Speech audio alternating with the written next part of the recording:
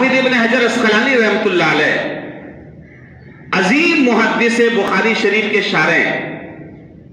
بخاری شریف کی شرح فتح الباری عربی میں کئی جلدوں میں ہے، اور آج کوئی ایسا محدث نہیں ہے جو بخاری پڑھاتا ہو اور فتح الباری کا مطالعہ نہ کرتا ہو.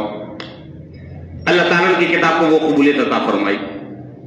حافظ ابن حجر اسقلانی رحمۃ اللہ علیہ ان کے حالات میں لکھا کہ جب وہ حدیث لکھتے، اب آپ دراصل میری بات پر غور کریں، توجہ دیں، جب وہ حدیث لکھتے تو اس زمانے میں یہ والے قلم نہیں ہوتے تھے، آپ کو معلوم ہے اس زمانے میں یہ والے قلم نہیں ہوتے تھے، وہ لکڑی کے قلم ہوتے تھے، لکڑی کے.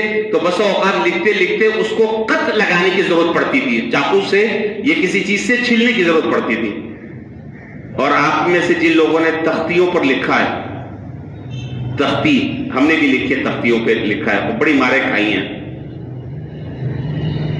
تو تختی پہ، اور جن لوگوں نے تختیوں پر لکھا ہے آج ان کی تحریر بہترین ہے، یہ بھی آپ نوٹ کر لیں، ان کی تحریر بہترین ہے.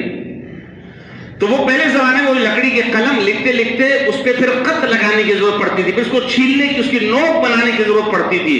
تو حدیث لکھتے لکھتے جب قلم کی نوک گھس جاتی تھی اور جب آپ اس پر خط لگاتے تھے تو خط لگانے میں کتنا وقت لگتا ہے؟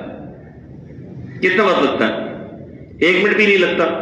حافظ ابن حجر رحمۃ اللہ علیہ کے حالات میں لکھا ہے وہ ایک وقت بھی فارغ رہنا پسند نہیں کرتے تھے.